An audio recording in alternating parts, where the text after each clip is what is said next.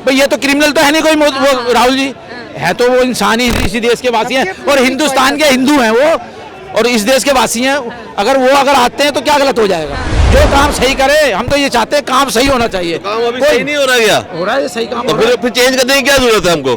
मैंने कब कहा चेंज करने के लिए? चेंज करने की क्या जरूरत है? चेंज करने के लिए देखो जी, हम लोग हैं आउटसाइडर, एनआरआई। कहाँ से? I am from UK. अभी हम लोग एयरपोर्ट से उतरते हैं मेट्रो में, डायरेक्ट यहाँ से लिफ्ट पे सीधा पहुंचते हैं प्लेटफॉर्म पे। आई हैड एक्सपीरियंस कि पहले कूली पे भी गारंटी नहीं, अभी तो कूली भी नहीं है। There are lot of development in last 5-6 years। Public जो मर्जी बोले, पब्लिक पॉलिटिक्स करती है, लेकिन मोदी है भाई हर जगह। अभी इंडिया का नाम हमें पता ना, हम बाहर रहते हैं तो अभी इंडिया की इज्जत है। G20 में देख लो आप, अफ्रीका जैसी कंट्री को कौन वीटो देता है? दिया ना अपने दम पे। लगता है कि 24 में दोबारा मोदी जी का है। अभी 3 स्टेट में जीते ना हमारे मोदी जी, तो क्या ईवीएम हैक हो गई थी इसलिए जीत गए। तो दिल्ली में क्यों नहीं हैक होती? दिल्ली में भी हैक करो। अच्छा, मोदी जी आएंगे इतने भरोसे से कैसे कह सकते हैं? क्योंकि हमने दुनिया देखी है। अच्छा, जो यहाँ के लोग हैं वो यहीं पे रहते हैं। हमने तो पूरा वर्ल्ड घूम चुका हूँ मैं तो। लेकिन विपक्ष में कौन सा चेहरा ऐसा है कि जो मोदी जी के सामने वाकई में स्ट्रॉन्ग चेहरा है? अगर आप मेरे को पूछोगे ना, Nitish Kumar is only face. Nitish Kumar एक ऐसा बंदा है। नीतीश कुमार जी को तो नाराज कर दिया गठबंधन। वो हमें नहीं पता, आपने मेरी राय पूछी, मैंने आपको एक एजुकेटेड बंदा जिसको नॉलेज है वो है, अदरवाइज मोदी जी। विपक्ष चाहे कितने ही मजबूत हो, जनता किसे चाहती है? बस जनता किसे चाहती है? जब जनता 90% एक तरफ होगी ना, तो कोई विपक्ष, कोई राहुल, कोई नीतीश कुमार कहीं नहीं दिखाई देंगे। 90% जो जहां जनता जाएगी, जनता मोदी जी की तरफ जाएगी, तो उसे कोई दुनिया का आदमी नहीं रोक सकता। बैलेंस के हिसाब से तो 10 साल के अंदर मोदी जी को हट जाना चाहिए, कांग्रेस आ जानी चाहिए। अगर बैलेंस बना के चलना ही काम कर रहा है, विपक्ष को जीरो हो जाना चाहिए उसके सामने। मतलब मानते मोदी जी सही काम कर रहे हैं। मजबूत क्यों हो? फिर ये बात गलत है। वो मजबूत क्यों हो? वजह बताओ आप। आज की डेट में अगर हम रशिया से तेल खरीद रहे हैं, ठीक है, तो हमें पता है कि हमारे मतलब हिंदुस्तान में कितनी पावर है, कितनी नहीं है। आपने सुना होगा ब्रिक्स में से हिंदुस्तान एग्जिट करने वाला है। क्या आपको लगता है किसी और गवर्नमेंट में इतना साहस होता कि वो ब्रिक्स में से अपने आप का नाम विड्रॉ कर पाता? मुझे नहीं लगता शायद हिंदुस्तान के आज तक के इतिहास में कभी ऐसी कोई सरकार आई होगी जिसने ब्रिक्स में से अपना जैसे नाम हटाने की बात भी की है, वो इतनी बात भी कर पाती। केजरीवाल जी का भी बहुत बड़ा सपोर्टर हूँ। जब वो शुरुआत में आए थे अपनी पॉलिटिक्स नैरेटिव वो चेंज करने के लिए, जब से उन्होंने अपने घर में पर्दे लगाए हैं, जिस घर में उन्होंने रहना नहीं है, मैं ना दिल्ली का हूँ, ठीक है, मैं जम्मू कश्मीर से बिलोंग करता हूँ, जिस घर में उन्होंने रहना नहीं है उसमें वो अगर आलीशान पर्दे लगा रहे हैं, इसका मतलब उनके ऊपर भी वो जो जिसको सिस्टम को चेंज करने के लिए वो आए थे, वो उसका वो रंग चढ़ गया ना। तो फिर वो कैसे कह सकते हैं कि मैं सिस्टम सिर्फ फ्री बिजली और फ्री पानी के सिर पे वो कब तक वोट लेते रहेंगे? अगर आप चेंज करने के लिए आए थे तो आपको चेंज करके दिखाना पड़ेगा। अगर मोदी जी कहते हैं कि भाई साहब मैंने ये बात की है, अगर उसमें से वो 50% भी अपने वादे पूरे करते हैं, तो कम से कम हमारे को वादे तो पूरे होते दिख रहे हैं ना। हम अगर वो इंटरनेशनल अपनी छवि को बनाने में कामयाब हो रहे हैं, तो हमें अपनी छवि दिख रही है भाई साहब। ये जब 20-15% एक साथ नहीं मिलेंगे सबके साथ, जब तक मजा नहीं आएगा किसी भी पार्टी में, कोई भी हो चाहे। ठीक है, किसी भी आप पार्टी। किसको पसंद करते हैं? मैं तो मोदी जी को ये मोदी जी को पसंद करते हैं, उन्होंने खुल के बोला। आप किसको? अगर मैं राहुल को पसंद करता हूँ तो उसमें गलती मेरी क्या है? बताइए आप, क्या गलती है? वो आपकी अपनी राय है भाई, वो भी कांग्रेस के लीडर है, वो भी भाई ये तो क्रिमिनल तो है नहीं कोई वो राहुल जी है, तो वो इंसान ही इसी देश के वासी हैं और हिंदुस्तान के हिंदू हैं वो और इस देश के वासी हैं। अगर आते हैं तो क्या गलत हो जाएगा? और मोदी जी आ रहे तो इसमें भी कोई गलत नहीं होगा। जो काम सही करे, हम तो ये चाहते हैं काम सही होना चाहिए। काम अभी सही नहीं हो रहा क्या? हो रहा है सही काम। तो फिर चेंज करने की क्या जरूरत है हमको? मैंने कब कहा चेंज करने के लिए? चेंज करने की क्या जरूरत है? चेंज करने के लिए देखो जी, हम लोग हैं आउटसाइडर, एनआरआई बंदा। कहाँ से? आई एम फ्रॉम यूके, ठीक है। हमने जो पीछे डेवलपमेंट देखा ना, पहले रेलवे स्टेशन पे हम लोग लोकल भी ट्रेवल करते हैं, तो पहले एक्सीलेटर थे, अभी एक्सीलेटर है। अभी हम लोग एयरपोर्ट से उतरते हैं मेट्रो में, डायरेक्ट यहाँ से लिफ्ट पे सीधा पहुंचते हैं प्लेटफॉर्म पे। आई हैड एक्सपीरियंस कि पहले कूली पे भी गारंटी नहीं, अभी तो कूली भी नहीं है। There are lot of development in last 5-6 years। Public जो मर्जी बोले, पब्लिक पॉलिटिक्स करती है, लेकिन मोदी है भाई। Because he have balls to take a decision. अभी आपने सुना होगा बहुत सारे हमारे हुए बंदे हर जगह। अभी इंडिया का नाम हमें पता ना, हम बाहर रहते हैं तो अभी इंडिया की इज्जत है। G20 में देख लो आप, अफ्रीका जैसी कंट्री को कौन वीटो देता है? दिया ना अपने दम पे। तो ये सब है। लेकिन कहते हैं मोदी जी तो बस विदेश घूमने जाते हैं। तो जब आप घर से बाहर ही नहीं निकलोगे तो आपको कैसे पता चलेगा कि कैसा है? घर में रह के थोड़ा आप जान सकते हो कुछ। तो अगर आपको बाहर इंटरनेशनल अफेयर्स बनाना है तो आपको घूमना पड़ेगा।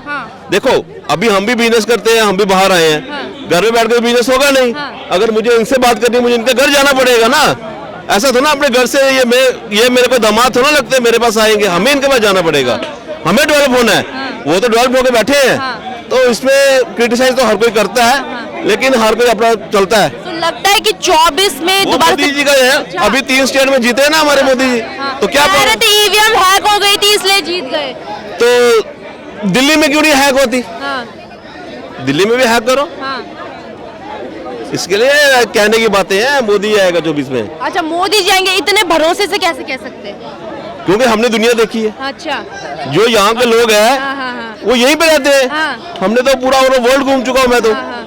राहुल गांधी जी भी तो वर्ल्ड में घूमते रहते हैं, कहते हैं भारत में लोकतंत्र की हत्या हो रही है। देखो एक लोकतांत्रिक देश के लिए अपोजिशन का स्ट्रांग होना भी जरूरी है। ठीक है, राहुल जी भी कर रहे हैं, अपोजिशन भी होना जरूरी है। एक बंदे को पावर देना भी लोकतांत्रिक में अच्छी बात नहीं है। ठीक है, अपोजिशन भी स्ट्रांग रखो। जब मोदी जी खराब करेंगे तो आप आ जाओ। अब क्या लगता है पूरा विपक्ष एकजुट हो चुका है? देखिए विपक्ष वो ये लोकतंत्र जो चलता है ना, आपने अगर स्टडी से पढ़ा होगा, एक लोकतंत्र के लिए एक मजबूत विपक्ष भी चाहिए। मोदी जी तो है ही स्ट्रांग, तो विपक्ष स्ट्रांग हो तो हमारे विपक्ष में कौन सा चेहरा सबसे ज्यादा स्ट्रांग है? देखिए जो पॉलिटिक्स होती है ना, वो एक पहिया नहीं चलता, उसमें दोनों पहिए चाहिए। अगर मोदी जी स्ट्रांग है तो स्ट्रांग पॉलिटिक्स में चाहिए। ऐसा नहीं हो कि अगर मोदी की सारी पावर हो जाएगी तो हमें नुकसान है, वो जो डिसीजन लेंगे हमें नुकसान है। उसको क्रिटिसाइज करने के लिए एक स्ट्रांग अपोजिशन भी चाहिए, जिसके लिए वो बोल रहे हैं अच्छी बात है। स्ट्रांग रहना भी चाहिए। लेकिन विपक्ष में कौन सा चेहरा ऐसा है कि जो मोदी जी के सामने वाकई में स्ट्रांग चेहरा है? अगर आप मेरे को पूछोगे ना, Nitish Kumar is only face. Nitish Kumar एक ऐसा बंदा है। नीतीश कुमार जी को तो नाराज कर दिया गठबंधन। वो हमें नहीं पता, आपने मेरी राय पूछी, मैंने आपको एक एजुकेटेड बंदा जिसको नॉलेज है वो है, अदरवाइज मोदी जी। नीतीश कुमार जी विपक्ष से कुछ नहीं होता। विपक्ष चाहे कितने ही मजबूत हो, जनता किसे चाहती है, बस जनता किसे चाहती है। जब जनता 90% एक तरफ होगी ना, तो कोई विपक्ष, कोई राहुल, कोई नीतीश कुमार कहीं नहीं दिखाई देंगे। 90% जो जहां जनता जाएगी, जनता मोदी जी की तरफ जाएगी, तो उसे कोई दुनिया का आदमी नहीं रोक सकता। देखिए जनता पार्लियामेंट में जाकर डिसीजन नहीं लेती, जनता वोट डाल के अपोजिशन को जिताती है। अभी ये भाई साहब बोल रहे हैं जनता 4-5 बंदे तो है नहीं है, 1 लाख 150 करोड़ हमारी आबादी है। उसमें से जो बंदा जिसको ज्यादा वोट देता है वो पावर में होता है, जिसको कम मिलता है अपोजिशन में होता है। अभी ऐसा तो नहीं है कि 80% मोदी को दे रहे हैं, 20 में अपोजिशन है, वो भी हमारी लोकतंत्र के लिए अच्छा नहीं है। There should be a balance, ताकि हमारी जो बात को कोई अगर वही अपनी मनमानी करना चाहे तो उसको क्रिटिसाइज करने के लिए अपोजिशन होना भी जरूरी है। बैलेंस के हिसाब से तो 10 साल के अंदर मोदी जी को हट जाना चाहिए, कांग्रेस आ जानी चाहिए। अगर बैलेंस बना के चलना। हमारे जब कोई बिल आता है, ठीक है, बिल को उसके एडवांटेजेस बताई जाती हैं, डिसएडवांटेजेस बताई जाती है। ठीक है ना, ऐसे ही लोकतंत्र चलता है ना। अभी मेरे लिए सही क्या, हमारे लिए सही क्या, गलत लिया, ये तो पार्लियामेंट में होता है ना। आदमी सही काम कर रहा है, विपक्ष को 0 हो जाना चाहिए उसके सामने। मतलब मानते हैं मोदी जी सही काम कर रहे हैं। मजबूत क्यों हो फिर ये बात गलत है। वो मजबूत क्यों हो? अभी मैं वजह बताओ आप, सुनो वजह बताओ। अभी जो जीएसटी है, मजबूत क्यों हो? एक आप सुन लीजिए, जीएसटी है वो कौन लाया था? वो किसकी, मतलब कि जो उसका फॉर्मर कौन है? मनमोहन सिंह। ठीक है, लेकिन उस टाइम पे बीजेपी स्ट्रांग थी अपोजिशन में, उन्होंने लाने नहीं दिया, तो मतलब कि they are weak. Same GST Modi government ने लाया with the favour of Manmohan Singh, but उसमें क्या हुआ, जो चीज जो बनाता है उसका वही इस्तेमाल करे तो उसका अच्छा उपयोग कर पाता है। But they also approach the Manmohan Singh for GST, उन्होंने इम्प्लीमेंट किया, तो आज ये अच्छी है। आप बात को गलत ले, अपोजिशन का मतलब ये नहीं है कि अपनी बात को मनवाना आना चाहिए, नंबर से अपोजिशन नहीं होता। ऐसा नहीं है कि जो पावर में बैठे बंदे हैं वो जो मोदी जी बोलेंगे उसी को यस बोलेंगे, ऐसा नहीं है। आप गलत सोच रहे हो। अभी सत्यपाल मलिक है, ही वाज अ गवर्नर, ठीक है, but he speaks against Modi. Subramanian Swamy है, he speaks against Modi. Gadkari है, ही स्पीक्स अगेंस्ट मोदी। तो मतलब कि दे आर इन बीजेपी।